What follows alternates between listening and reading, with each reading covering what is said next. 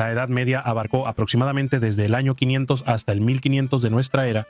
Durante gran parte de ese tiempo, la gente de Inglaterra vivió bajo un sistema feudal en el que tanto las leyes como las penas por infringirlas eran significativamente más extrañas que las que conocemos hoy en día. Así que hoy vamos a echar un vistazo a 10 leyes absurdas de la Edad Media que todavía seguimos infringiendo hoy en día. Pero antes de comenzar, asegúrate de suscribirte al canal de Weird History. Después de eso, deja un comentario y dinos sobre qué otros temas legales te gustaría escuchar. Bien, es hora de prepararse para el examen de abogacía medieval. Los futbolistas de hoy en día, o jugadores de soccer para los estadounidenses entre nosotros, tienen fama de ser dramáticos ante las lesiones más pequeñas, pero sus predecesores eran todo lo contrario. El fútbol medieval era un juego extremadamente violento. No había ni de cerca tantas reglas y había muchísima más sangre derramada. Para empezar, en lugar de un balón, se pateaba una vejiga de cerdo inflada a lo largo de todo el pueblo, y las porterías a veces podían estar a kilómetros de distancia. Los jugadores podían patear y golpear tanto la vejiga como a sus oponentes, y presumiblemente también las vejigas de sus oponentes. Esto hacía que las faltas fueran prácticamente inexistentes, y como era de esperarse, resultaba en muchas lesiones y alguna que otra muerte. El fútbol fue prohibido en 1349 por Eduardo el III, pero no porque le preocupara que los jugadores se lastimaran, era una cuestión de seguridad nacional. Verás, en 1349 Inglaterra estaba en guerra con Francia. Eduardo necesitaba soldados para su ejército, pero el país también estaba sufriendo la pérdida de muchas vidas debido a la peste negra. Esa es la peste, no un equipo de fútbol rival. Eduardo quería que los hombres sanos que le quedaban se concentraran en su práctica de tiro con arco en lugar de distraerse con el fútbol. Y no estaba jugando. El castigo por jugar fútbol era 6 días en prisión. El fútbol no era el único deporte prohibido en la Edad Media. En 1485 se volvió ilegal que cualquiera excepto los nobles jugara tenis, con la única excepción del día de Navidad, porque bueno, es Navidad. ¿Pero por qué prohibir el tenis? Bueno, se creía que el tenis medieval interrumpía el trabajo y fomentaba las apuestas. La prohibición del tenis entre las clases bajas ayudó a mantener la jerarquía feudal. El tenis empezó a verse como un deporte exclusivamente de la clase alta porque requería equipo costoso y un entendimiento de reglas complejas y etiqueta social.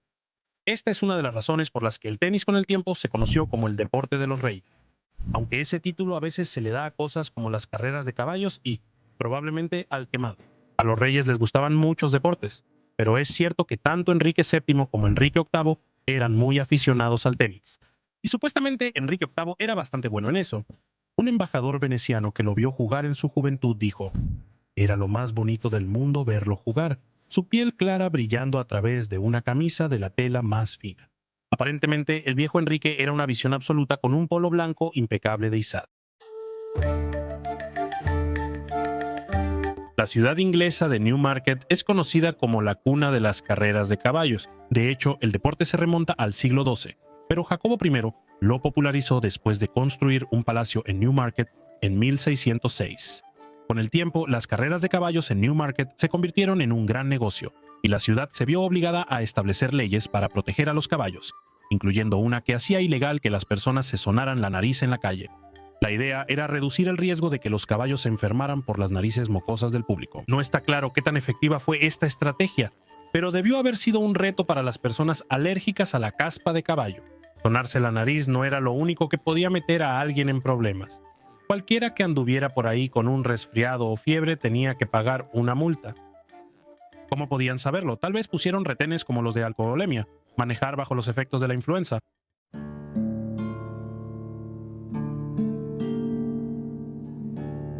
Hoy en día ya es bastante intimidante proponerle matrimonio a alguien. Nunca estás completamente seguro de cuál será su respuesta, lo que te expone al riesgo de que te rechacen en la pantalla gigante frente a miles de aficionados de los Steelers.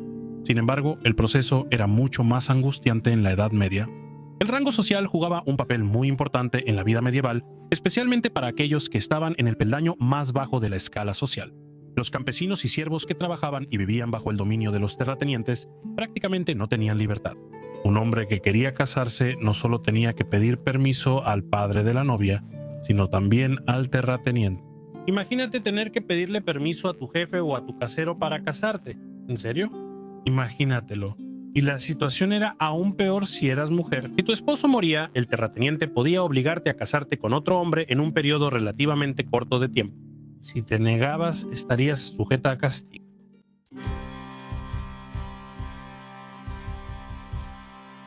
A lo largo de la Edad Media hubo varias leyes religiosas que intentaron restringir cuándo las personas podían tener relaciones sexuales.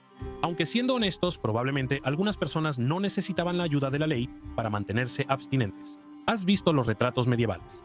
Por ejemplo, una pareja casada solo podía tener relaciones sexuales 4 días a la semana. El jueves y el viernes estaban descartados porque se suponía que la gente debía prepararse para la Sagrada Comunión. Y ni se te ocurra tener relaciones el domingo. Ese es el día del Señor. Pero esos no eran los únicos días en los que estaba prohibido tener relaciones. Había muchos otros periodos sin sexo a lo largo del año, incluyendo de 47 a 62 días durante la Cuaresma, los 35 días antes de Navidad y el tiempo alrededor de la fiesta de Pentecostés, que podía ser de 40 a 60 días. También se desalentaba a las mujeres de hacer contacto visual con los hombres durante estos periodos de abstinencia, para no estimular el deseo, ni en el que observa ni en la observada. La Gran Bretaña del siglo XV fue una época de extravagancia. Junto con las camisas cortas, los zapatos largos y puntiagudos conocidos como crackouts o pikes se habían convertido en el último grito de la moda masculina. Se creía que mientras más larga era la punta, más masculino y rico era quien los usaba. Era como llevar un Ferrari musculoso en el pie. A veces los zapatos se extendían hasta 5 pulgadas más allá de la punta del pie. Esto llevó a que en ocasiones las puntas tuvieran que atarse alrededor de los tobillos del usuario. Al parecer, caerse de cara al suelo también se consideraba una señal de masculinidad extrema. Esos son zapatos de payaso, muchachos. Acaban de inventar los zapatos de payaso. A medida que la moda seguía creciendo y los campesinos empezaron a usar ropa más extravagante, la corona finalmente decidió intervenir. Y no fue porque les preocupara que una nación llena de gente usando zapatos de Ronald McDonald hiciera que Inglaterra se viera ridícula. No, solo querían preservar la jerarquía feudal y evitar que la gente se vistiera por encima de su rango social. Entre 1463 y 1604 entró en vigor una ley que decía: ningún caballero por debajo del rango de lord, escudero o gentilhombre, ni ninguna otra persona, deberá usar zapatos o botas con picos o puntas que excedan los 2 pulgadas de largo. El castigo era una multa de 3 chelines y 4 peniques, que equivale en la actualidad a unos $135 estadounidenses. En la Edad Media había muchas leyes que restringían lo que la gente podía comer y beber, pero no necesariamente buscaban proteger la salud pública. Estas leyes estaban destinadas principalmente a evitar que la gente de clase baja igualara el estilo de vida de excesos alimenticios de la nobleza. Aparentemente, arrasar con el buffet de Golden Corral no es tan divertido a menos que puedas ver a otras personas morir de hambre mientras lo haces. Dicho esto, algunas de las leyes dietéticas se aplicaban a todos. Por ejemplo, en 1336 se aprobó una ley que prohibía que cualquier persona, sin importar su estatus, recibiera una comida con más de 2 platos. Y para que nadie se pusiera listo, la ley se aseguró de especificar que la sopa contaba como un plato completo y no solo como una salsa. La excepción a la ley era en ciertas festividades como la Navidad, donde se permitían 3 platos. ¿La catsup contaba como un plato de verduras? Preguntando por Ronald Reagan. En la Inglaterra medieval, los campesinos superaban en gran número a la nobleza. Así que, para mantener su control sobre el poder y evitar revueltas, las autoridades de la clase alta hicieron que incluso los crímenes más pequeños tuvieran castigos severos. La idea era mantener a los pobres perpetuamente aterrorizados de pasarse, aunque fuera un poco de la raya, y en general fue una estrategia bastante exitosa. Incluso delitos menores como el robo, alterar el orden público o incluso la vagancia, a veces resultaban en castigos extremadamente severos, desde azotes hasta la amputación de partes del cuerpo. Por ejemplo, cortar una o ambas manos era uno de los castigos favoritos. De hecho, hasta 1215 incluso ser acusado de un delito resultaba en tener que soportar una ordalía para demostrar tu inocencia o culpabilidad. Había 3 tipos de ordalías. La ordalía por fuego consistía en que el acusado sostuviera una barra de hierro al rojo vivo en las manos y caminara 3 metros. Después de 3 días de estar vendados, si la herida no sanaba, eran culpables. Considerando la falta general de atención médica durante la Edad Media, la mayoría de las personas probablemente fallaba esta ordalía. La segunda era la ordalía por agua. Aquí el acusado era atado con una cuerda anudada y arrojado a un cuerpo de agua. Si flotaba, significaba que el agua no lo había aceptado y por lo tanto era culpable. Para muchos, su único crimen era flotar naturalmente.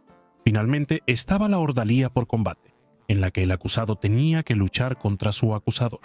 Se creía que Dios le concedería la victoria a la parte inocente porque la pelea generalmente resultaba en la muerte del perdedor. El Papa canceló la práctica de las ordalías en 1215 y fue reemplazada por un proceso conjurado. ¡Viva el progreso! En la Edad Media, la gente tenía que cuidar su lengua, tanto en sentido figurado como literal. Esto era para evitar infringir las leyes religiosas sobre la blasfemia, que es la acción de hablar mal de Dios u otras cosas sagradas, como la doctrina de la Iglesia o el malvado Evel Knievel. La ley fue implementada por la Iglesia Católica para mantener el control y el orden, dos cosas en las que ellos insistían mucho. La blasfemia se consideraba un delito grave y conllevaba un castigo igualmente severo. A los infractores regularmente los ataban mientras les arrancaban la lengua con pinzas calientes. Si tenías suerte, solo te ahorcaban o tal vez te apedreaban. Y no del tipo divertido de estar drogado, sino del malo, ya sabes, con piedras.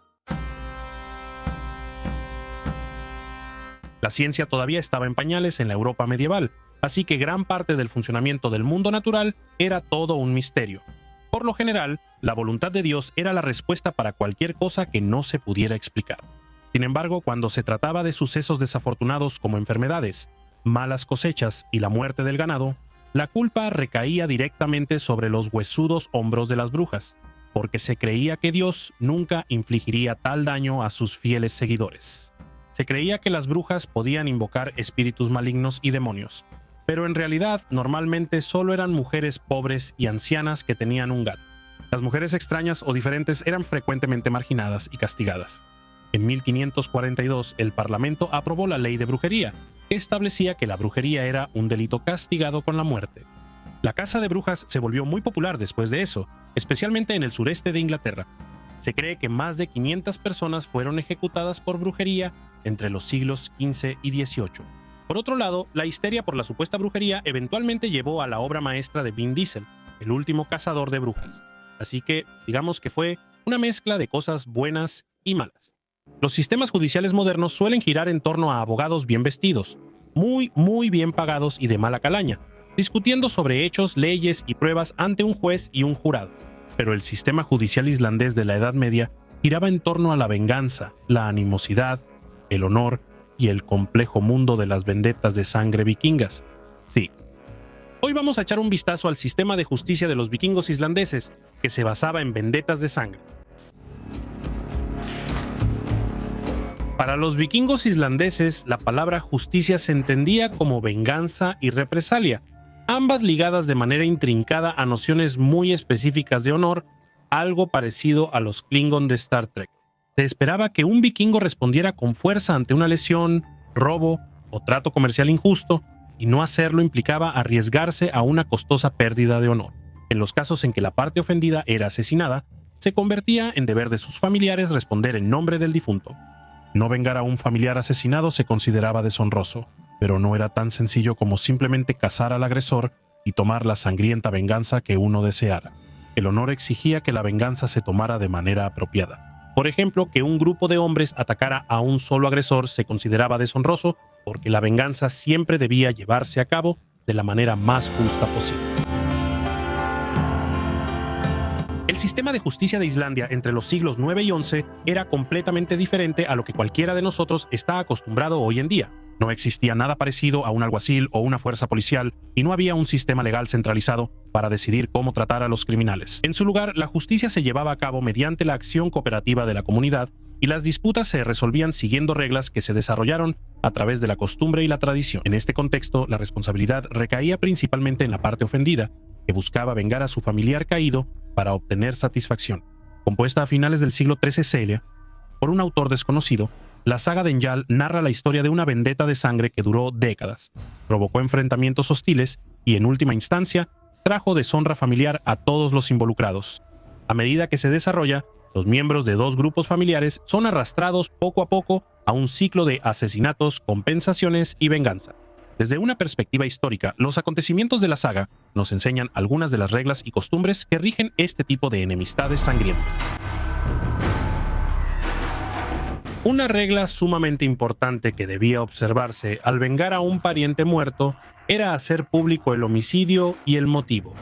Las acusaciones no requerían una investigación ni siquiera pruebas, pero hacer público el homicidio permitía que la parte ofendida pudiera defender después esa muerte como una reacción legalmente protegida ante los agravios que habían sufrido.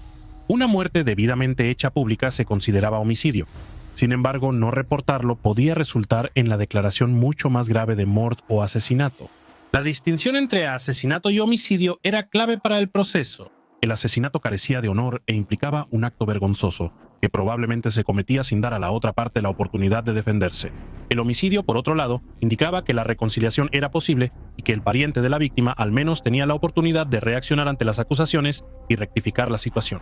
También implicaba que la parte agraviada estaba dispuesta a responder por su ofensa. Las venganzas de sangre se basaban en la reciprocidad. Esto significa que cuando ocurría un homicidio y se hacía público de manera adecuada, el pariente de la víctima tenía dos formas básicas de responder. Por un lado, podían buscar al asesino y matarlo en venganza, siempre una opción atractiva para el vikingo promedio.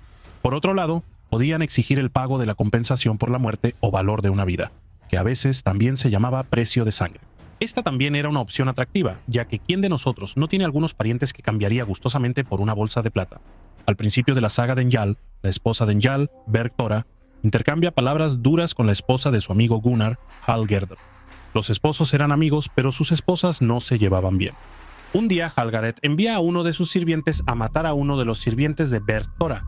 Después del asesinato, Njal, a pesar de las objeciones de su esposa, acepta plata como dinero de sangre y rechaza la oportunidad de vengarse. Enojada, Bergthora envía a otro sirviente a matar a uno de los sirvientes de Hallgareth, lo que resulta en que Njal simplemente paga la misma cantidad de plata de regreso a Gunnar. Estos eventos ilustran la intercambiabilidad entre los asesinatos por venganza y el pago del dinero de sangre, así como por qué ser sirviente en la Islandia de la era vikinga podía ser un trabajo difícil. Los asesinatos por venganza y los pagos de dinero de sangre eran las opciones preferidas para terminar una enemistad de sangre, pero no eran los únicos desenlaces posibles. Si las cosas no procedían como se suponía, una enemistad también podía terminar con el destierro del infractor. Los vikingos que no seguían las reglas de la enemistad y cometían un mord podían esperar ser sentenciados a lo que se conocía como proscripción. Esto significaba que serían exiliados por un periodo que podía durar desde 3 años hasta el resto de sus vidas. Es un rango muy amplio. A pesar de ser considerados exiliados, a aquellos con una prohibición de por vida se les prohibía estrictamente salir del país. En cambio, se esperaba que se quedaran y vivieran como marginados, y si eso no fuera lo suficientemente malo, también podían ser cazados por otros con total impunidad. Esto significaba que para todos los efectos prácticos, la proscripción a menudo equivalía a una sentencia de muerte. Compuesta por un autor desconocido a finales del siglo XIV, la saga de Grettir el Fuerte cuenta la historia de su héroe principal, Grettir, quien pasa décadas como proscrito. Después de vivir aventuras en Noruega, finalmente encuentra el camino de regreso a casa solo para ser proscrito nuevamente por otro crimen. Esta saga resalta lo punitivo que era el aislamiento y la exclusión para los islandeses. Dejar que una disputa se convirtiera en un ciclo interminable de venganza generalmente era una mala decisión para todos los involucrados.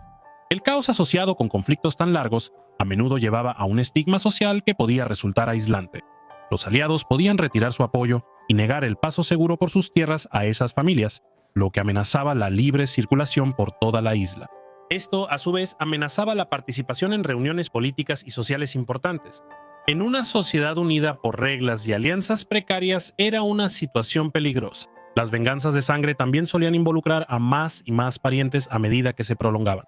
Estas escaladas exponenciales amenazaban actividades económicas cruciales. Significaban tiempo lejos de cuidar el ganado, cultivar la tierra y prepararse para los meses fríos que venían. Sin embargo, los vikingos islandeses no carecían por completo de gobierno. En términos generales, los representantes de las distintas regiones de Escandinavia se reunían periódicamente y se agrupaban en órganos que de manera muy descriptiva se llamaban things. Estos things resolvían disputas y votaban sobre las sentencias para los criminales. Cualquier disputa que no pudiera resolverse en los things locales y regionales se remitía a una especie de red de jefes parecida a una corte suprema.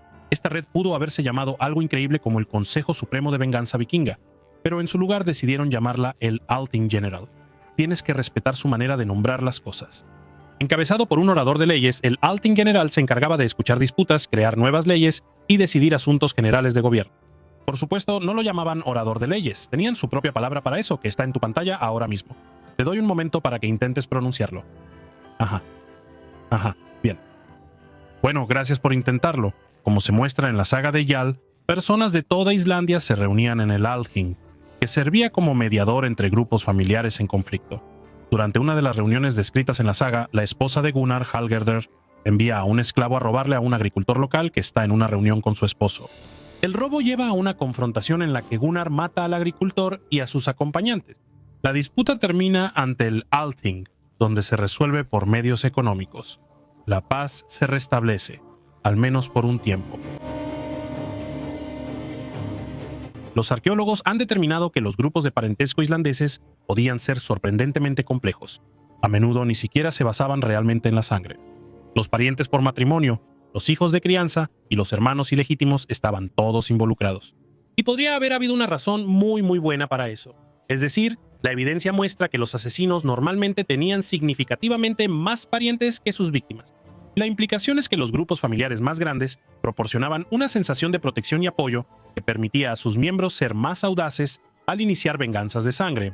Aquellos con grupos pequeños que los protegieran eran más vulnerables, lo que significaba que los hombres sin parientes podían ser eliminados sin un riesgo significativo de represalias. Había otras ventajas de tener amplias redes de parientes. Una de ellas tenía que ver con presentarse ante el Althing. Cada vez que los jefes o Kodadir, que es una suposición bastante buena de la pronunciación, estaban presentes, llevaban consigo a sus seguidores conocidos como Thingmen. Mientras más un jefe extendía su poder social y político, más Thingmen se le permitía tener, llegando potencialmente a cientos.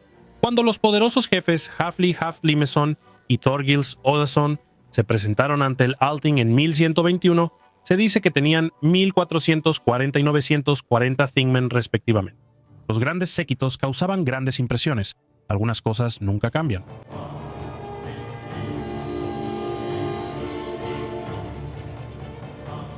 Aunque las sagas vikingas islandesas nos cuentan mucho sobre las venganzas de sangre, su postura general frente a esta práctica es debatible. De hecho, es ampliamente aceptado que las sagas pueden verse, al menos en parte, como relatos de advertencia que previenen contra los ciclos interminables y destructivos de violencia. Esto es especialmente notable en la saga de Njal, donde Gunnar y Njal no logran escapar de su propio ciclo de venganza. Las deficiencias del sistema de venganzas se ilustran con la escalada del conflicto que finalmente termina en desastre. Gunnar es finalmente traicionado por su esposa y asesinado por hombres que atacan su hogar, mientras que Njal es quemado junto con su familia en un acto diferente de venganza. Sin embargo, como señala el autor William Pensac en su libro El conflicto de leyes y la justicia en las sagas islandesas, la saga de Njal fue escrita en el siglo XIII después de que el Althing fuera abolido. Siendo ese el caso, la historia podría estar argumentando intencionalmente que el sistema de venganzas de sangre era claramente inferior al sistema que lo reemplazó. Es decir, al llamar la atención sobre todas las disputas y asesinatos que ocurrieron durante la era del Althing, la saga resaltaba implícitamente la superioridad de la nueva monarquía cristiana. No mucha gente sabe que antes de que Thomas Jefferson fuera presidente, o incluso un padre fundador, en realidad era abogado. Y uno de sus casos, un infame divorcio que involucraba una aventura con un gobernador británico, rumores de impotencia y una muerte impactante, afectó directamente el futuro de Estados Unidos. Hoy en Historia Extraña veremos cómo un escandaloso caso de divorcio ayudó a dar forma a la Declaración de Independencia. Está bien, nosotros, el pueblo de los Estados Unidos, debimos haber firmado un acuerdo prenupcial.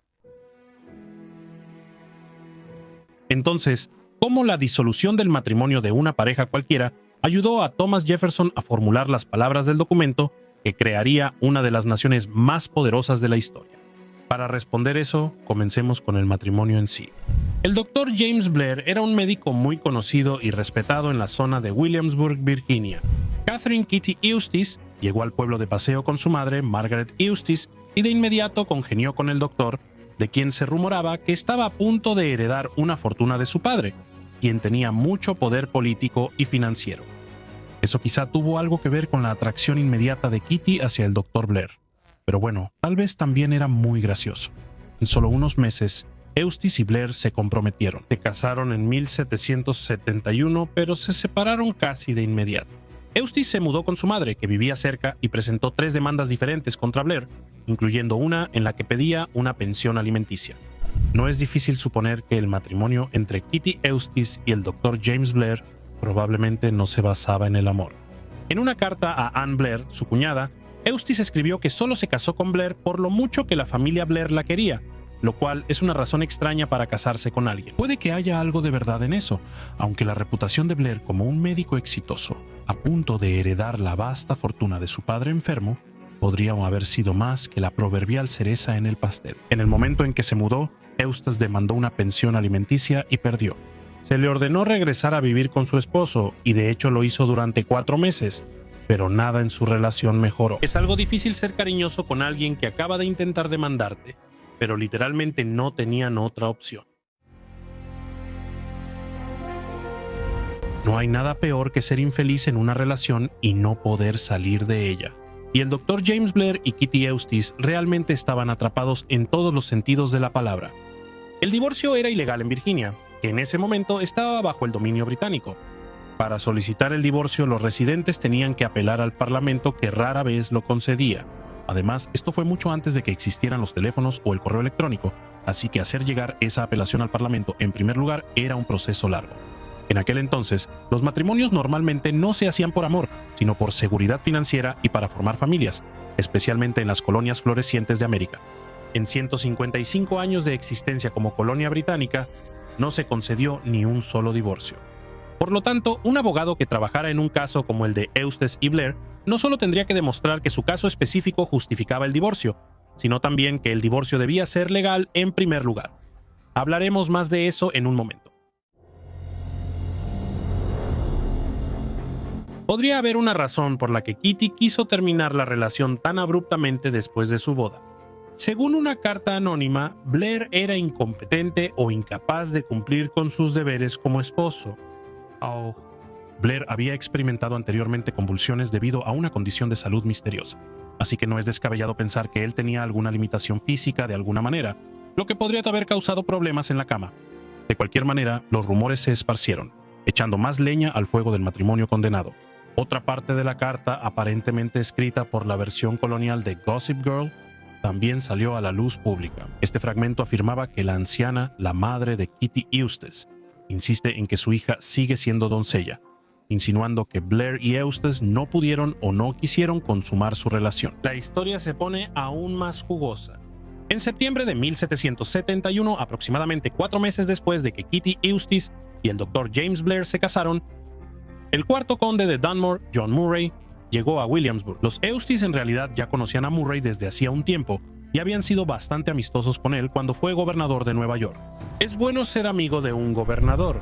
Eustace empezó a pasar tiempo con Murray, incluso le llevaba regalos. Todo esto sucedía mientras ella aún estaba casada con el Dr. Blair y tenía disputas públicas con él. Esto provocó un gran escándalo. Se difundieron rumores de que Eustace tenía un romance con el gobernador, al grado de que Blair incluso confrontó personalmente a Murray. Pero Murray amenazó con destituir al hermano de Blair de su puesto en el consejo del gobernador y el doctor retiró las acusaciones. Suena como un episodio de Jerry Springer. ¿Alguien debería lanzar una silla? ¿Y qué tiene que ver todo esto con Thomas Jefferson o la Declaración? Me alegra que lo preguntes porque aquí es donde Jefferson entra en la historia. En noviembre de 1772, Thomas Jefferson aún no era uno de los padres fundadores de Estados Unidos. Era uno de los abogados más destacados de Virginia, a quien el Dr. James Blair contrató para que lo representara en la corte.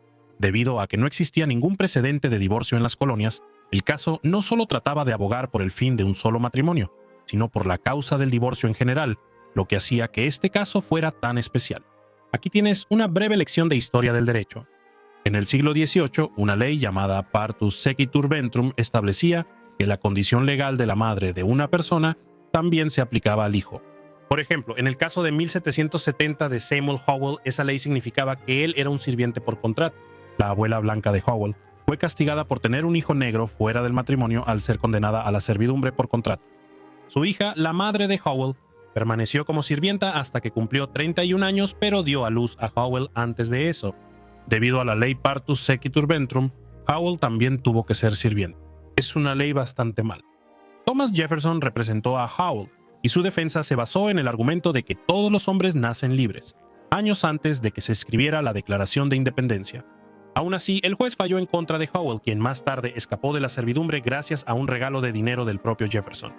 Ahora ese es un gran abogado. Por estas ideas radicales, Jefferson parecía ser el hombre adecuado para abogar por la medida radical del divorcio. Por eso Blair lo buscó.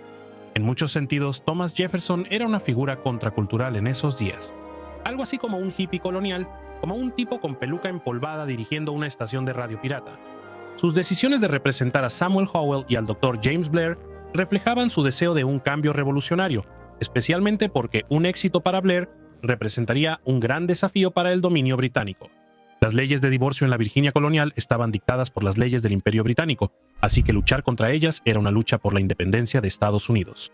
Esta es una de las formas en que el caso fue parte de un largo proceso que sentó las bases para el trabajo posterior de Jefferson en la Declaración de Independencia.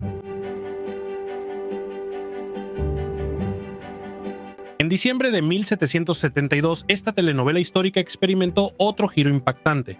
El Dr. James Blair murió. Esto fue una mala noticia para Thomas Jefferson, porque no puedes tener un caso de divorcio revolucionario si no hay esposo del cual divorciarse. Pero la historia estaba lejos de terminar. Como un último y póstumo insulto para Kitty, Blair no le dejó nada a su esposa separada. Su propiedad quedó en el limbo, y a su esposa no se le concedió ninguno de sus recursos. Kitty Eustace demandó, pero de todas formas se le negó el acceso a los bienes del doctor. Sin dejarse intimidar por el fallo en su contra, recurrió al Tribunal General de Virginia para apelar. Cabe destacar que John Murray, el gobernador de Virginia y supuesto amante de Eustace, fue uno de los jueces del caso porque esto realmente era como una telenovela de la antigüedad hecha realidad. Eustace contrató al primo de Thomas Jefferson, John Randolph, y a Patrick Henry. Sí, ese Patrick Henry, para que la representaran. Dame mi herencia o dame la muerte. Mientras tanto, John Blair Jr., el hermano del Dr. James Blair, contrató a Edmund Pendleton y a James Mercer para representar la herencia de su hermano. Jefferson fungió como consultor en el caso, recopilando una gran cantidad de notas que después le ayudaron en su trabajo en la Declaración de Independencia.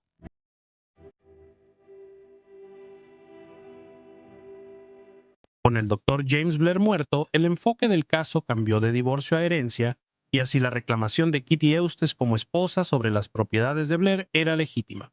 Entonces, ¿qué significa eso? Básicamente, la conversación había cambiado a si habían consumado el matrimonio porque la ley estaba extrañamente obsesionada con eso en ese momento y si había ocurrido infidelidad por parte de Eustace. Eso significaba que la corte se interesó intensamente en la vida sexual de Eustace. Y como recordatorio, el hombre con el que se rumoraba que Eustace había tenido una aventura era uno de los jueces del caso. Sí, fue un desastre. Si el matrimonio se había consumado, Eustace tenía derecho a la herencia de acuerdo con la ley de Virginia. El caso judicial entonces se centró en si la pareja había tenido relaciones sexuales o no. La parte de Eustace argumentó que sí lo había hecho, y que incluso si no lo habían hecho, era culpa de Blair porque él era impotente. Es una defensa un poco extraña. Básicamente se reduce a que definitivamente tuvieron relaciones sexuales a menos que no las hayan tenido. Mientras tanto, los abogados que representaban la herencia de Blair argumentaron que no había habido consumación. El argumento no se hizo público por razones de decencia, según las notas de Thomas Jefferson, pero la corte falló a favor de Eustace. Así que si Kitty Eustace realmente se casó con el Dr. James Blair por su dinero, consiguió lo que quería. Después de que ganó el caso y ella y su madre obtuvieron el control de todas sus propiedades y bienes, los subastaron de inmediato. Eustace se volvió a casar en 1777, pero apareció sola en Williamsburg en 1787 y falleció un año después. Podrías decir que fue karma, pero también eran tiempos coloniales. La gente moría todo el tiempo en esa época.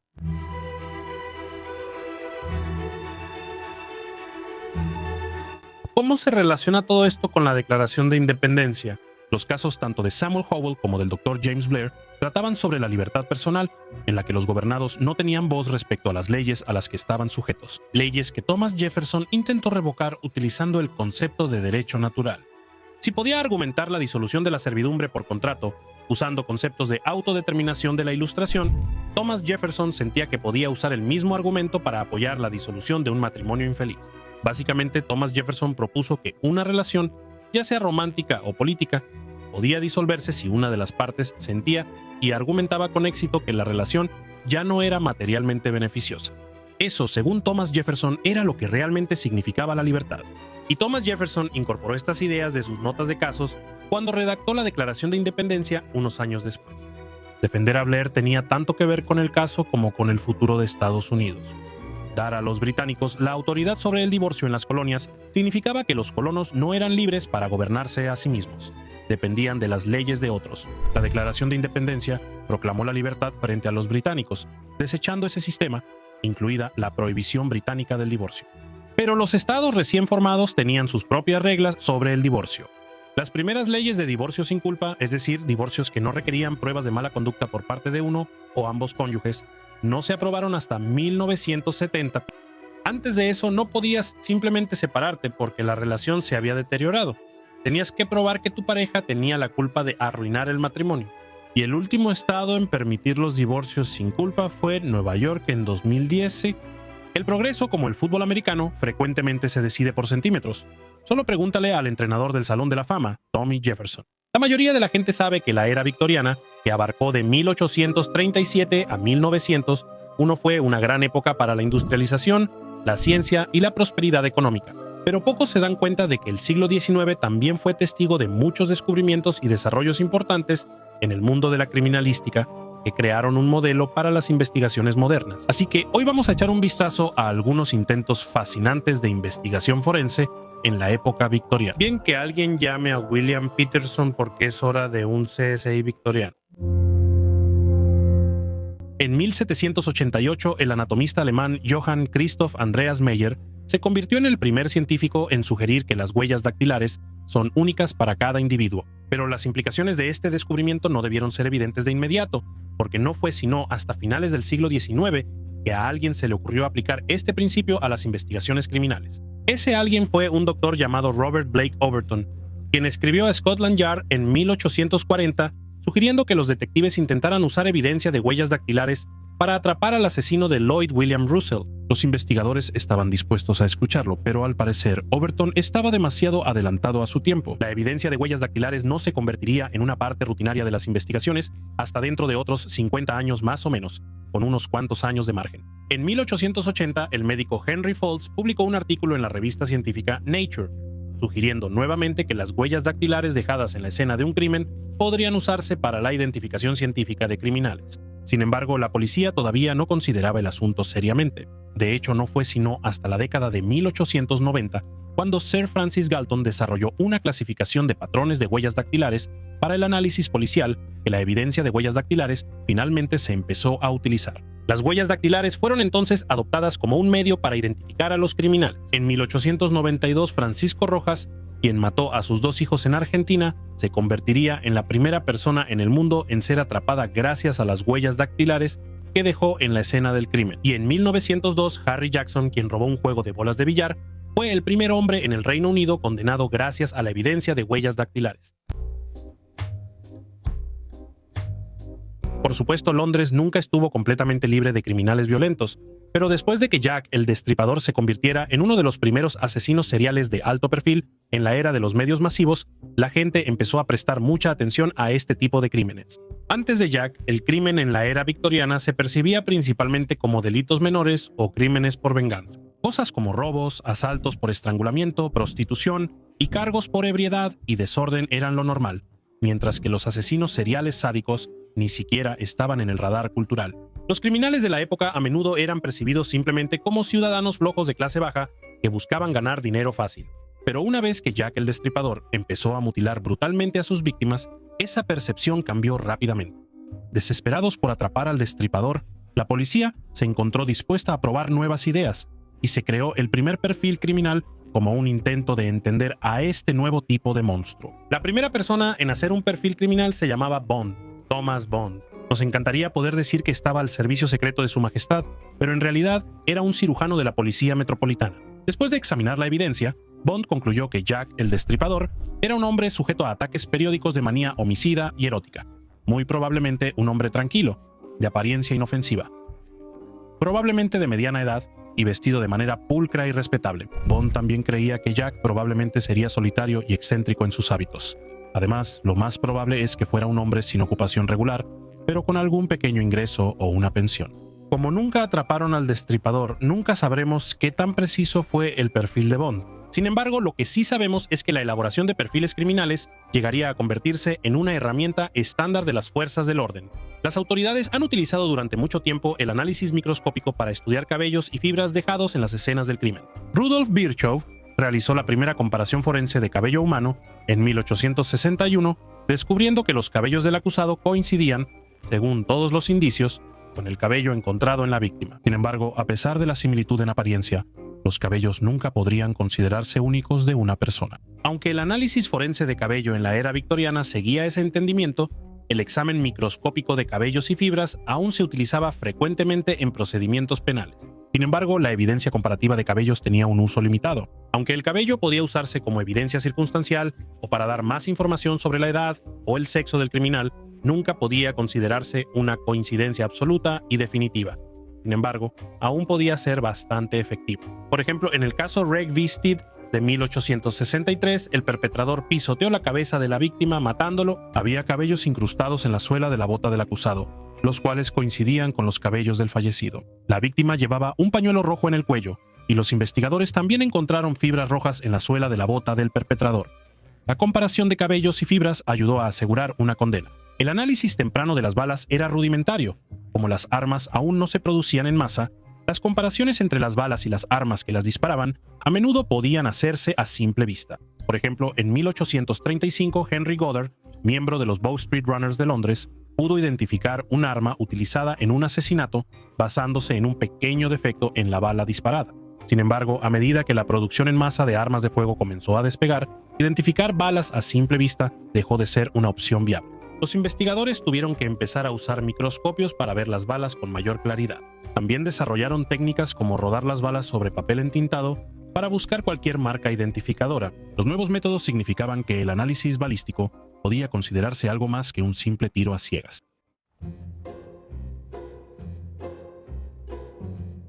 Aunque los expertos médicos solían testificar en casos criminales antes del siglo XIX, su testimonio no iba acompañado de una autopsia. De hecho, parece sorprendente según los estándares actuales, pero esos expertos normalmente no realizaban ningún examen formal del cuerpo. Al ver el problema del testimonio médico inexacto, el cirujano y forense Thomas Walkley comenzó a impulsar la realización obligatoria de una autopsia en muertes sospechosas. Finalmente, la Ley de Testigos Médicos de 1836 permitió a los forenses realizar autopsias cuando se considerara necesario y fomentó el testimonio de expertos médicos. Aunque las autopsias se realizaban con mayor frecuencia, todavía no eran la norma debido a preocupaciones culturales sobre abrir el cuerpo de una persona fallecida. Sin embargo, para la época de los infames asesinatos de Whitechapel en Inglaterra, las autopsias habían avanzado mucho.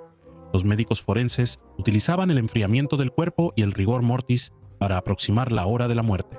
También realizaban autopsias mucho más exhaustivas y estandarizadas a las víctimas. Sin embargo, a pesar de los avances, estos procedimientos seguían siendo primitivos en muchos aspectos. Los exámenes post-mortem a menudo se realizaban en cobertizos, morgues improvisadas o incluso en la casa donde murió la víctima. Los doctores no le daban mucha importancia a la higiene y la esterilización. Creían que los guantes de hule disminuían el sentido del tacto del cirujano. El envenenamiento era un método popular para asesinar personas durante el siglo XIX.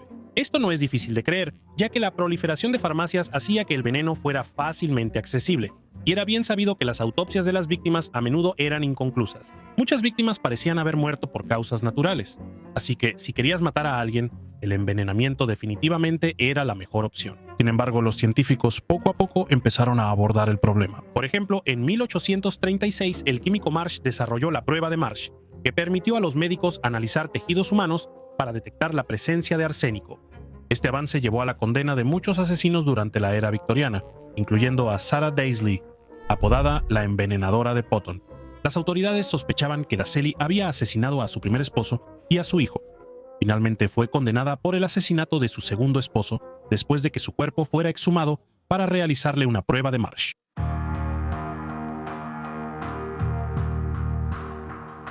No fue sino hasta principios de 1900 que los científicos desarrollaron una prueba universal para la presencia de sangre, pero los investigadores victorianos ya examinaban la sangre mucho antes de eso.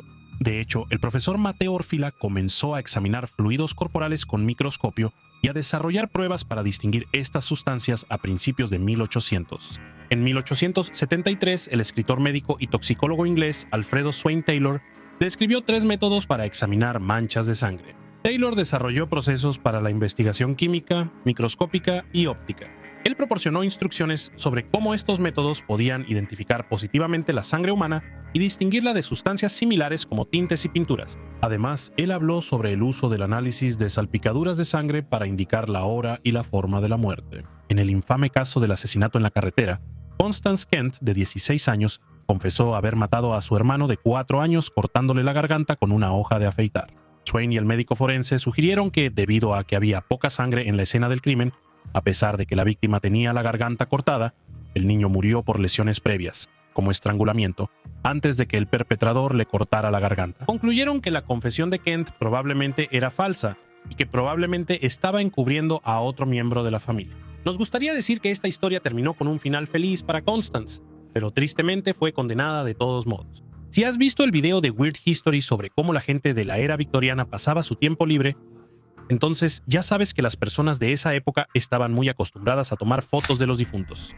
Dicho esto, la mayoría de estas fotografías de luto, como se les conocía, se tomaban por razones personales. Sin embargo, aunque la fotografía de escenas del crimen fue conceptualizada a finales de 1800, no se utilizaba con frecuencia. Ahora nos parece obvio, pero tomar fotos de escenas del crimen ni siquiera empezó a convertirse en una práctica estándar hasta que Alfred Swain Taylor escribió su libro de 1865, Los principios y la práctica de la jurisprudencia médica. En ese libro, Taylor opinó: sería bueno que antes de mover un cuerpo se pudiera tomar una fotografía de la postura del cuerpo y la posición de los objetos circundantes en relación con él. En algunos casos, los investigadores llevaban fotógrafos para documentar un patrón específico de salpicaduras de sangre o el estado de la víctima.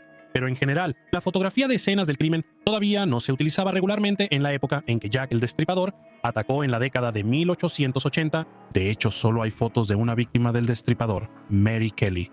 Los cuerpos eran retirados y las escenas despejadas lo más rápido posible para evitar la histeria pública. No fue sino hasta el cambio de siglo que los investigadores empezaron a ponerse de acuerdo sobre la importancia de la fotografía de escenas del crimen.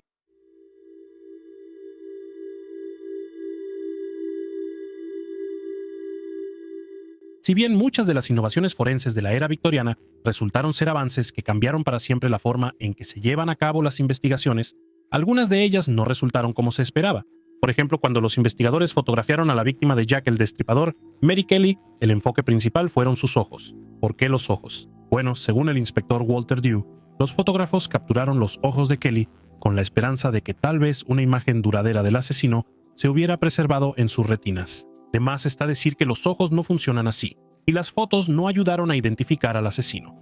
Por suerte, los defensores de la fotografía de escenas del crimen insistieron en su utilidad, y en 1888, la Policía Metropolitana y de Londres comenzó a fotografiar los rostros de las víctimas como un medio para identificar a los fallecidos, en lugar de fotografiar sus ojos para intentar identificar a los asesinos. Los asesinatos de Whitechapel marcaron otro precedente, ya que los periodistas publicaron un retrato del hombre sospechoso de ser Jack el Destripador. Los testigos habían visto al agresor en las cercanías de las escenas del crimen, así que las descripciones reales sí influyeron en el retrato. Sin embargo, el valor final del dibujo era muy cuestionable, ya que el artista también añadió sus propias ideas de cómo podría verse un asesino malvado como Jack el Destripador. A pesar de estos primeros ejercicios de licencia artística, los retratos hablados basados en las descripciones de testigos oculares de los sospechosos se convirtieron en una herramienta común en las investigaciones y todavía son utilizados frecuentemente por los investigadores actuales. En términos generales, las leyes se crean para mantener el orden y mantenernos a salvo, pero la burocracia y lo absurdo a menudo descarrilan incluso las mejores intenciones, y las regulaciones resultantes no siempre tienen mucho sentido. Remontándose siglos atrás, muchas de estas leyes están seriamente desactualizadas y rara vez, si acaso, se aplican, pero todavía sirven para hacernos reír. Así que hoy vamos a poner en el banquillo las leyes más extrañas de los pequeños pueblos de Estados Unidos. Oíd, oíd. El Tribunal de la Historia Extraña está ahora en sesión. Se dice que la ciudad de Greene, Nueva York, tenía una ley que prohibía específicamente comer cacahuates mientras se camina hacia atrás, pero solo durante los conciertos. Existe poca evidencia que ponga esta ley en contexto. Pero si nos permiten especular, alguien se atragantó con un cacahuate mientras hacía el moonwalk en un concierto de Michael Jackson. Y los legisladores tuvieron que ponerle un alto al Smooth Criminal. Las leyes de San Francisco, California, establecen que no puedes guardar tus pertenencias en un garaje, aunque sea tu propio garaje. De hecho, el capítulo 6 del Código de Vivienda aparentemente declara que los garajes públicos o privados no pueden usarse para guardar ningún objeto que no sea un automóvil. Parece una broma, pero violar esta ley puede hacer que te multen hasta con $500. ¿Por qué? Lo mejor que pudimos deducir es que las grandes empresas de bodegas de almacenamiento deben tener mucha influencia en la ciudad junto a la bahía. La belleza es solo superficial, o hasta el pelaje si eres un caballo. Pero en Whittier, Washington, la apariencia de los caballos es importante, ya que es ilegal montar un caballo feo. No está claro por qué existe esa ley, y la legislación no especifica quién tiene el derecho de calificar el atractivo general de cada caballo. Pero si violas esta ordenanza, te enfrentas a una multa de $300. Así que cuando se trate de caballos feos, simplemente di que no. Topeka, Kansas, tiene reglas que impiden que las personas en casas embrujadas griten o causen disturbios, asegurando que se mantengan en orden en todo momento. Violar esta ley puede resultar en una acusación por alterar el orden público, un delito menor de clase C castigado con hasta un mes de prisión o una multa máxima de $500. Así que si un espíritu regresa del más allá y te aterroriza hasta lo más profundo de tu alma, puedes agitar los brazos, pero no hagas tanto ruido. Cuando piensas en bigotes, piensas en Tom Selleck, Burt Reynolds y Salvador Dalí, pero no en Eureka, Nevada. ¿Por qué? Porque no es una ciudad de bigotes. De hecho, tienen una ley que hace ilegal que un hombre con bigote bese a una mujer. Se rumora que a finales del siglo XIX, alguien en el pueblo tuvo problemas con los besos de hombres bigotudos y logró que se aprobara la ordenanza. Adivinamos que algún galán carismático con un gran bigote de morsa hizo que demasiadas damas se desmayaran, y los legisladores locales juraron que nunca volvería a pasar.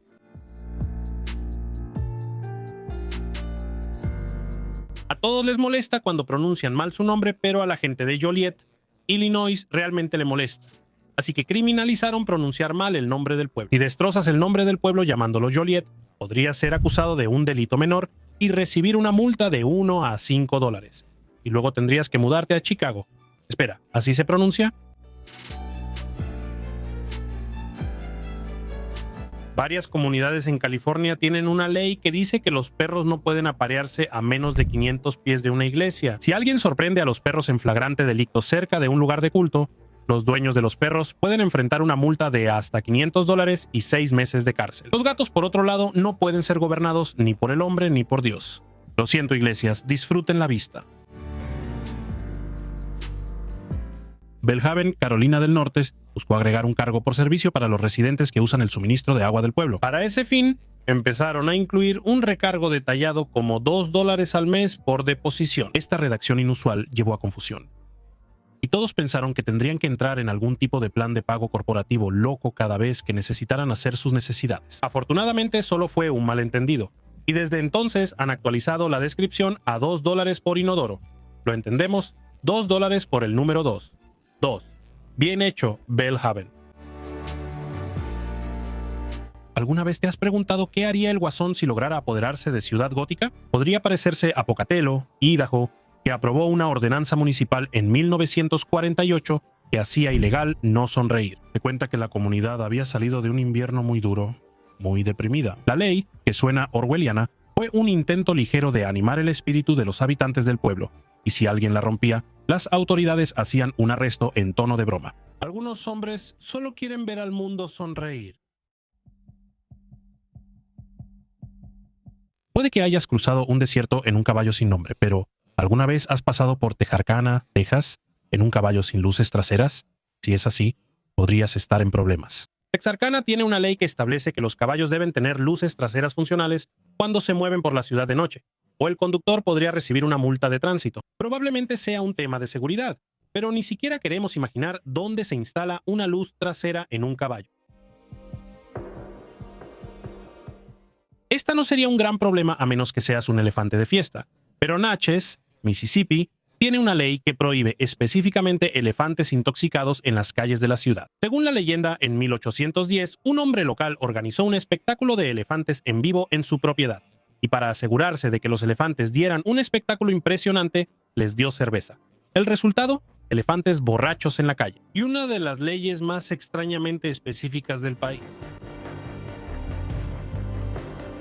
Las calcomanías para parachoques a menudo nos piden que toquemos la bocina si amamos a Aerosmith.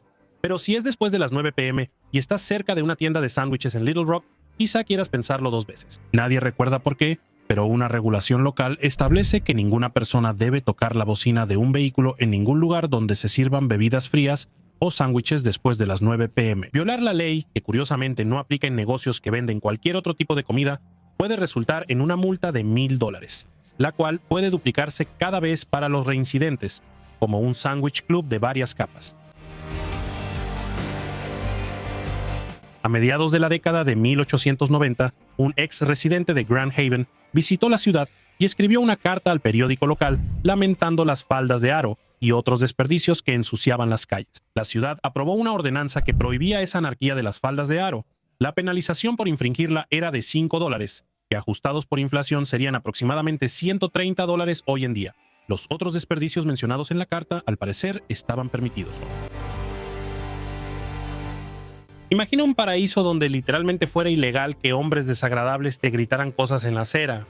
Bueno, en la ciudad de Nueva York, el paraíso en la tierra, todo coqueteo público por parte de los hombres es técnicamente ilegal. La ley establece que un hombre no puede mirar a una mujer en las calles de la ciudad de esa manera. Algunos creen que la ordenanza, que no aplica a las mujeres mirando a los hombres, se remonta a una época en la que mirar a las mujeres de esa manera era un eufemismo para solicitar trabajadoras sexuales. Sea cual sea el origen, los hombres morbosos deberían empezar a llevar efectivo, porque la multa es de $25 por cada vez.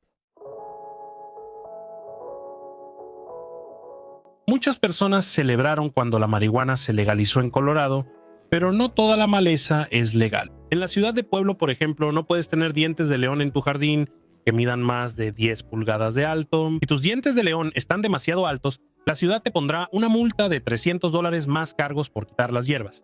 O sea, qué manera de arruinar el ambiente, amigo. Hay una vieja canción de Disney que recomienda silbar mientras trabajas, pero no podemos. No se puede recomendar eso en Waterbury, Connecticut. Si te atrapan silbando fuerte en Waterbury, la policía puede multarte, aunque la multa depende de los límites establecidos por el Consejo de la Ciudad cada año fiscal. Los legisladores aprobaron la ordenanza con el fin de evitar disturbios públicos y mantener un ambiente pacífico, lo cual es solo una forma de hablar de los políticos para decir: realmente odiamos los silbidos. En Galesburg, Illinois, les gusta andar en bicicleta, está bien. Solo que no les gusta esas piruetas en bicicleta que hacen esos elitistas en las grandes ciudades. Así es, Galesburg tiene una ley que prohíbe cualquier pirueta en bicicleta.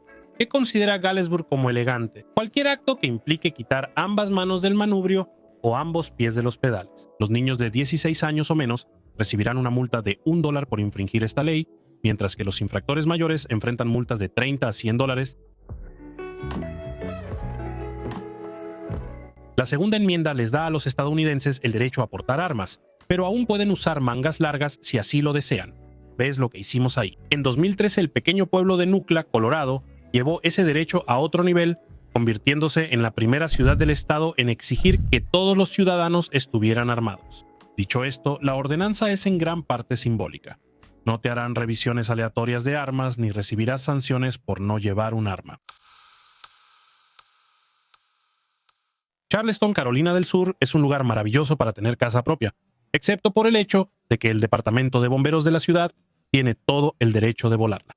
Está bien, eso suena aterrador, pero como siempre, el contexto es importante. Si tu casa ya está en llamas y el departamento de bomberos determina que la única manera de controlar el incendio es volarla con TNT, entonces, y solo entonces, harán explotar todo. Los bomberos profesionales lo llaman la jugada de Wile E. Coyote, o deberían llamarla así si es que no lo hacen ya. A todos les encanta el silly string durante 5 minutos en Halloween. Después de eso, solo es molesto y desordenado. Southington, Connecticut, incluso llegó al extremo de prohibir legalmente rociar silly string en espacios públicos. Según se informa, a mediados de los años 90, el silly string estaba causando estragos en toda la comunidad, manchando ropa, vandalizando autos y casi provocando un accidente de motocicleta entre dos oficiales de policía. La sanción por violar esta ley es una multa de $99. No hay nada de gracioso en eso. Todos hemos pasado por esto. Pones tu dinero en la máquina expendedora y no te da tu producto. Así que empiezas a golpearla tratando de que algo se suelte. Pero aunque esa violencia pueda parecer razonable, es ilegal en Derby, Kansas. La ciudad aprobó una ordenanza que dice que no puedes golpear legalmente una máquina expendedora por ninguna razón. Si lo haces, podrías ser acusado de un delito menor de clase A, lo que significa hasta 1 año en la cárcel y hasta $2,500 en multas. ¿De verdad valía la pena ese sneakers? Si vives en Canton, Ohio, y tienes un tigre, un oso panda o cualquier otro animal exótico que no sea originario del estado, la ley dice que debes vigilarlo en todo momento. Y si tu mascota se escapa, solo tienes 1 hora para avisar a la policía. Si esperas más tiempo que eso, podrías recibir un delito menor de primer grado, castigado con un máximo de 180 días en la cárcel y una multa de hasta $1,000. Debo decir que esa ley sí tiene mucho sentido. Así que para todos ustedes, Tony Montanas allá afuera, asegúrense de ponerle correa a sus tigres. Los alguaciles del viejo oeste mantenían la ley y el orden en la frontera, junto con otros agentes de la ley y la ciudadanía local. Han sido dramatizados, glamorizados y exagerados en películas y literatura durante generaciones. Y sí, la vida de un alguacil del viejo oeste era peligrosa, pero también era extraña. Hoy vamos a descubrir cómo era realmente la vida de un alguacil del viejo oeste. Un alguacil del viejo oeste tenía que ser bueno con sus armas, pero la habilidad con un arma de fuego no era suficiente para que un hombre se ganara la placa. Como funcionarios electos, los alguaciles eran elegidos por los residentes del condado, ya sea en intervalos regulares o durante elecciones especiales, así que tenían que ser buenos con la gente, persuasivos. A finales del verano de 1869, James Butler Hickok, mejor conocido como Wild Bill, fue elegido alguacil del condado de Ellis, Kansas, por una población desesperada por detener el caos que continuaba. Las tácticas de Hickok para mantener la paz eran demasiado agresivas para la buena gente de Kansas. Después de matar al menos a 2 hombres, Bill Mulvey y Samuel Strahan, Hickok perdió el cargo en las elecciones regulares de noviembre. Hickok fue derrotado por el candidato demócrata Peter Rattlesnake Pete Lanahan, su ayudante. Qué golpe bajo cuando el público le da su confianza a un tipo llamado Rattlesnake. Aunque no ganó otro mandato, el breve tiempo de Hickok como sheriff fue reconocido por un periódico de Kansas por su esfuerzo para librar a Hays City de personajes peligrosos. Cuando Bud Masterson hizo campaña para sheriff en Dodge Citizen, en 1877 anunció en el periódico local que solicitaba sinceramente el voto de la gente para el cargo, asegurando a todos que él no era un político. La campaña de Masterson dio resultado y asumió el cargo de sheriff de Dodge City en enero de 1878. Se hizo conocido entre sus electores como alguien sereno, decidido y un hombre temible con la pistola. A veces, ser sheriff en un pueblo del viejo oeste significaba que experimentarías largos periodos sin que pasara nada. Había días en los que lo más que hacía un sheriff era realizar tareas menores, como recoger basura en la calle principal. Y a veces, cuando el peligro real llegaba al pueblo, un sheriff podía reunir a un grupo de hombres y juramentarlos como ayudantes del sheriff si era necesario. Reunir una partida, término derivado de la frase posse comitatus, es decir, un grupo de civiles, era una de las herramientas más poderosas que tenía un sheriff a su disposición, y todavía sigue existiendo en los libros de leyes hoy en día. En 1878, el gobierno federal prohibió que el ejército ayudara a los grupos civiles, haciendo que el papel de los civiles fuera aún más esencial para mantener el orden. Grupos juramentados como los reguladores del condado de Lincoln, conocidos por incluir a Billy the Kid, participaron en numerosos tiroteos con grupos rivales liderados por el sheriff William Brady durante la Guerra del Condado de Lincoln en 1878. El conflicto que se originó en el territorio de Nuevo México antes de que se convirtiera en estado, finalmente cobró la vida de 19 hombres. Aunque las películas y los programas de televisión hacen parecer que las armas y la violencia armada no estaban reguladas en el viejo oeste, había muchas ciudades y pueblos que aplicaban leyes estrictas que las prohibían. En Tombstone, que estaba ubicada en el territorio que eventualmente se convertiría en Arizona, los visitantes tenían que entregar sus armas al entrar al pueblo. Se suponía que los hombres debían entregar sus armas en un hotel o en la oficina del alguacil local.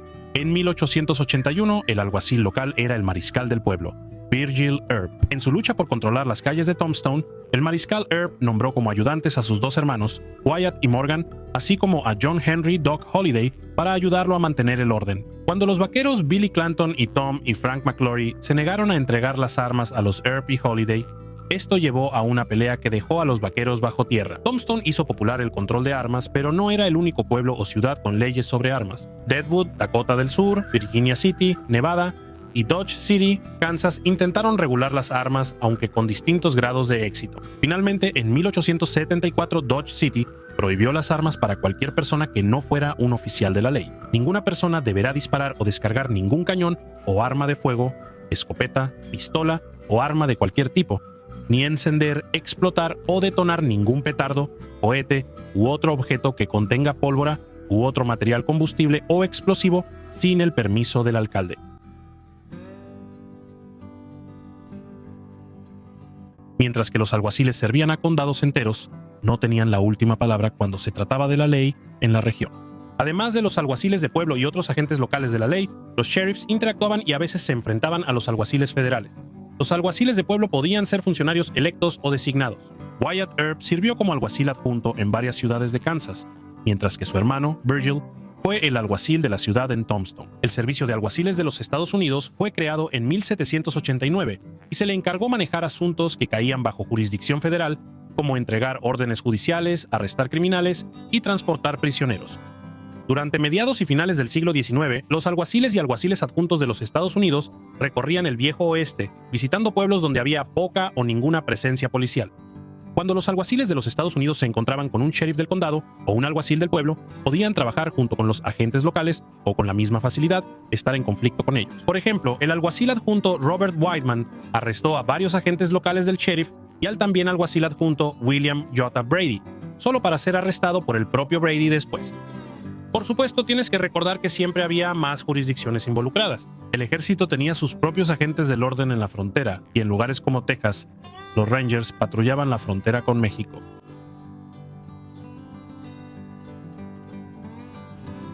Mientras que un sheriff tenía el poder de formar una partida, también necesitaba el juicio y el equilibrio para saber cuándo la partida se salía de control. Por ejemplo, una partida podía convertirse muy fácilmente en un grupo de justicieros y tomar la justicia por su propia mano mientras actuaban bajo la ley. Por lo general, estos grupos de justicieros se formaban en respuesta a delitos comunes como delitos contra la propiedad, especialmente el robo de caballos. A veces se formaban y atacaban a personas que consideraban que no encajaban en la comunidad. Se sabía que estos grupos de justicieros linchaban, desterraban o acosaban a las minorías y a mujeres consideradas de conducta libre. Ser alguacil en el Viejo Oeste estadounidense significaba encontrar un equilibrio entre ambos. Por un lado, los grupos de justicieros podían causar estragos, pero también eliminaban a los delincuentes de tu pueblo. En Montana, el alguacil Henry Plummer encabezaba un grupo llamado Los Inocentes. Los inocentes estafaban, saqueaban y mataban a su paso por Bannack. Cuando los ciudadanos de Bannack se enteraron, formaron su propio grupo de justicieros para capturar y linchar a más de 20 miembros de Los Inocentes, incluido el alguacil Plummer. Como alguacil en un pueblo del Viejo Oeste, uno nunca sabía cuándo podría surgir un problema. El alguacil Tom Logan del condado de Nye, Nevada, lo descubrió por las malas. En 1906, el alguacil Logan perdió la vida mientras luchaba contra un jugador profesional de mal carácter. Logan solo llevaba puesta su camisa de dormir cuando llegó a la casa de mala fama del pueblo minero, Jewel House. El alguacil Logan encontró a un hombre llamado Walter Berrio, peleando con May Biggs, la dueña del establecimiento. Berrio sacó su arma contra el alguacil desarmado y le disparó a Logan 5 veces.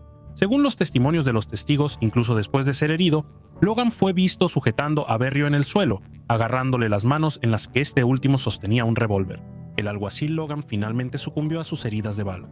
La portada de la edición vespertina de The Sun escribió sobre el agente de la ley cuando los hombres más peligrosos estaban cometiendo sus fechorías. En lugar de armarse con armas para un desfile callejero y hacer lo que algunos alguaciles hacen para atraer la atención, Tom Logan era uno de los hombres más tranquilos de todo el campamento y siempre cumplía con su deber, de manera silenciosa y eficiente. Podía mirar de frente el cañón de un arma cargada sin inmutarse y nunca le daba importancia. Un alguacil ejemplar. Un buen ciudadano, el alguacil Logan era un hombre que representaba un beneficio para el mundo en el que vivía. Berrio fue juzgado por el asesinato de Logan, pero fue declarado no culpable cuando el jurado decidió que actuó en defensa propia. Una de de las muchas tareas poco románticas que los alguaciles asumían durante la semana laboral era la recaudación de impuestos, algo que sus predecesores, los Shire Reeves ingleses, también hacían. La recaudación de impuestos permitía a los alguaciles no solo pagarse a sí mismos, sino también compensar a sus ayudantes y a cualquier otro personal que trabajara con ellos. Como ya habrás adivinado, no todos los alguaciles eran honestos. Algunos alguaciles en el Viejo Oeste eran forajidos, ya sea en sus roles anteriores o al mismo tiempo que servían a la ley. Por ejemplo, Wyatt Earp fue un forajido durante un tiempo en su juventud, mientras que se cree que el alguacil David Updike en el condado de Ada, Idaho, era tan fuera de la ley que extorsionó y robó miles de dólares, incluyendo varias barras de oro. Dave Updike nació en Nueva York, pero se mudó a Boise, Idaho, en 1864. Ese mismo año fue elegido como el primer alguacil del condado de Ada. Sin embargo, pronto Updike organizó un grupo de hombres que fue acusado de una serie de robos y asesinatos. En el robo de la diligencia en el cañón Port Portneuf, en 1865, se estaba haciendo evidente que Updike estaba involucrado en actividades ilícitas. Él suministró armas a los criminales para el delito que resultó en supuestamente 5 asesinatos y la desaparición de $75,000 en oro. Updike fue posteriormente acusado de malversación de fondos públicos y renunció a su cargo como alguacil. Fue ejecutado por un grupo de justicieros en abril de 1866.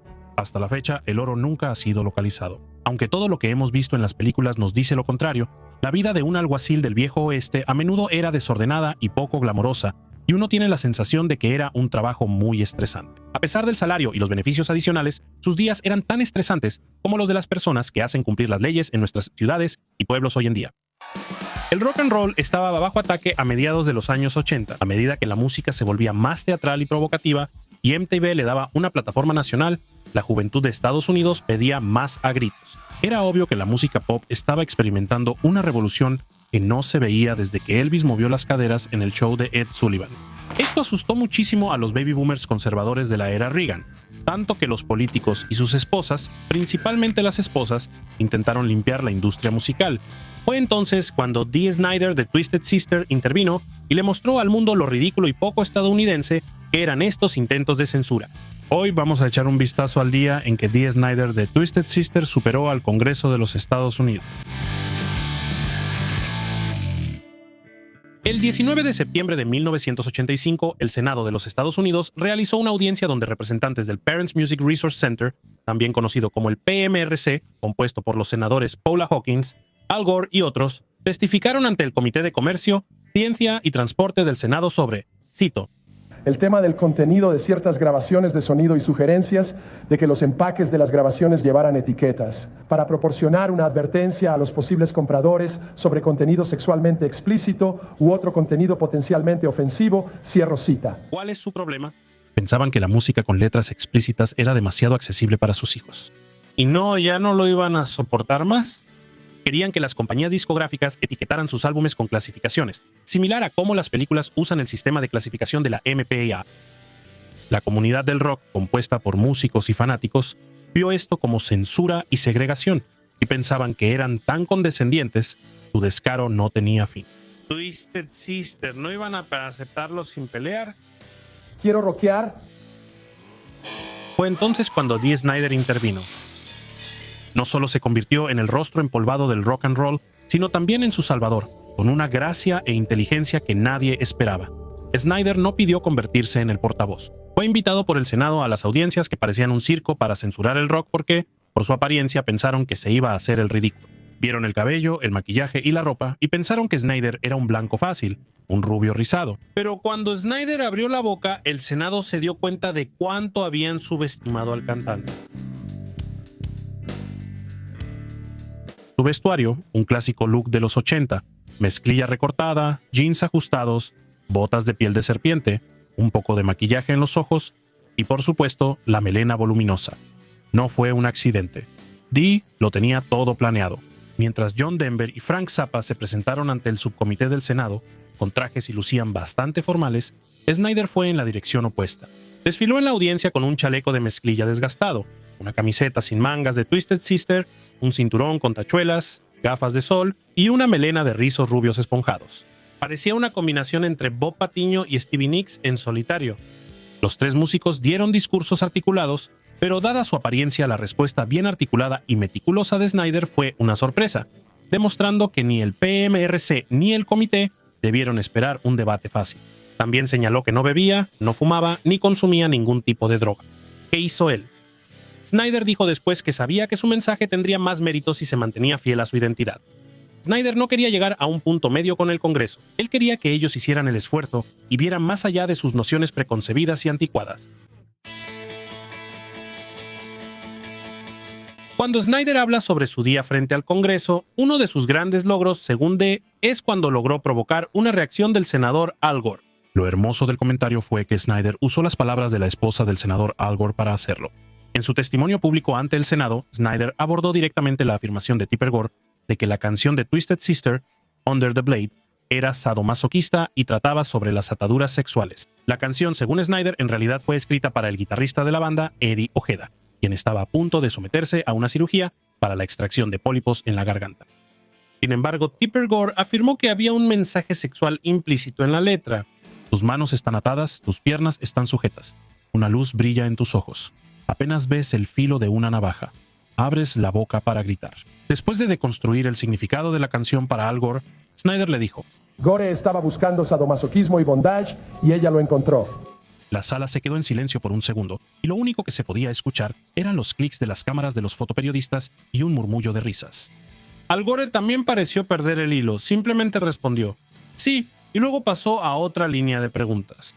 Snyder le dijo después al Huffington Post que disfrutó el odio puro que vio en los ojos de Al Gore cuando dijo que Tipper Gore tenía una mente sucia. Hard Rock 1, el sistema 0.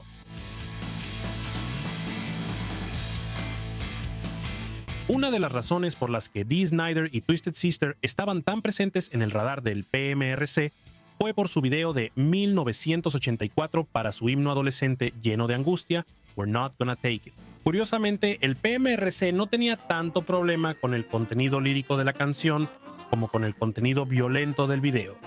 La violencia es tan seria como la de una caricatura de Bugs Bunny, pero no tan graciosa. Snyder también lo pensó así y admitió en sus comentarios iniciales que fue su inspiración. El video de We're Not Gonna Take It simplemente estaba pensado para hacer una caricatura con actores humanos interpretando variaciones del tema de Correcaminos y El Coyote.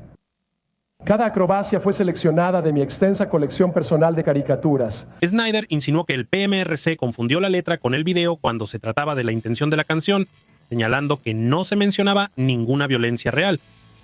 Varias décadas después, We're Not Going to Take It se ha convertido en un himno para políticos republicanos y demócratas, maestros en huelga por salarios justos y organizaciones benéficas como United Way. Otra victoria para el glam rock.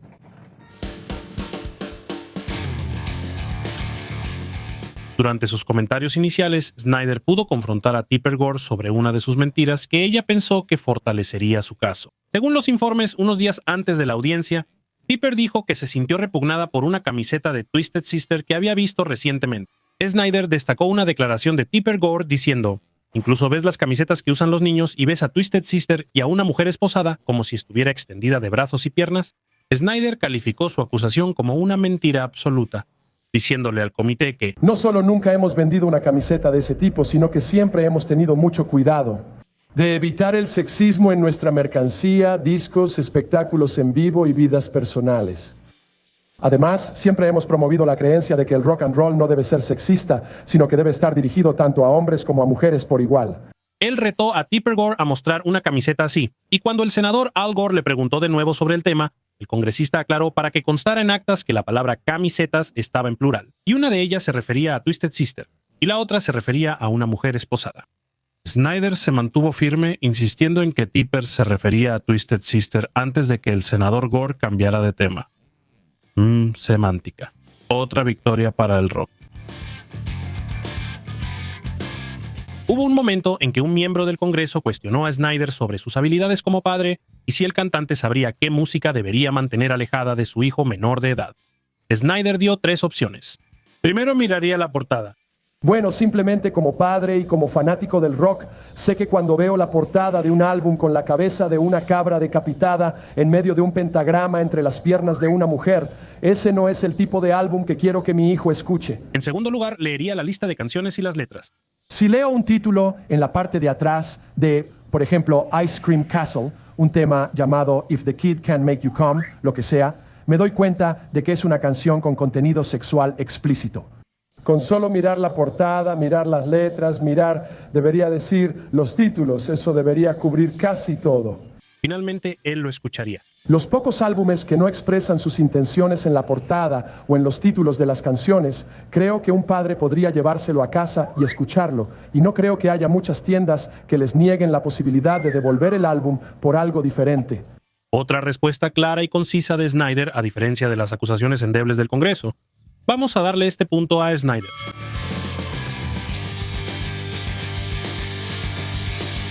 Snyder se identificó como cristiano cuando habló ante el Congreso, un hecho que los miembros del comité aprovecharon para intentar desacreditarlo. La banda de Snyder, Twisted Sister, tenía un grupo de fans que se hacía llamar SMF Friends of Twisted Sister. El senador Gore le preguntó a Snyder sobre el grupo y qué significaba el acrónimo SMF. Snyder respondió que significaba lo siguiente: los malditos amigos enfermos de Twisted Sister. ¿Este también es un grupo cristiano? No creo que las groserías tengan algo que ver con el cristianismo. Gracias. El senador Gore continuó diciendo que es solo una elección interesante porque me daba la impresión por tu presentación de que eras un artista muy decente. Y ese es un nombre interesante para tu club de fans.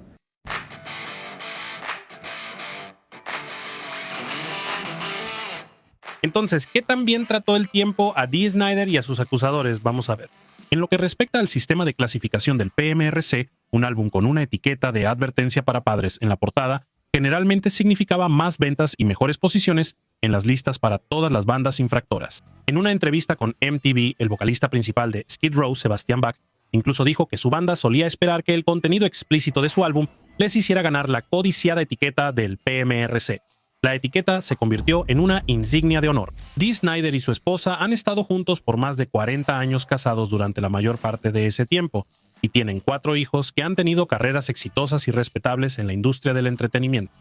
Mientras tanto, Al y Tipper Gore se separaron después de algunos rumores vagos sobre haberse distanciado y no estar de acuerdo respecto al protagonismo de Hollywood del ex senador. Todavía siguen casados por pura inercia, pero ahora salen con otras personas. En cuanto a la industria discográfica que se dio tan fácilmente ante las débiles amenazas del PMRC en el Congreso, ahora es solo una sombra de lo que fue. Los álbumes físicos se han convertido en rarezas en un mundo dominado por las descargas. Sin embargo, las etiquetas de advertencia todavía adornan las canciones individuales y los álbumes en línea. ¿Tú qué opinas? ¿Cuál de estas leyes crees que fue la más ridícula? Déjanos tu opinión en los comentarios y, ya que estás aquí, échale un vistazo a algunos de estos otros videos de nuestra historia extraña.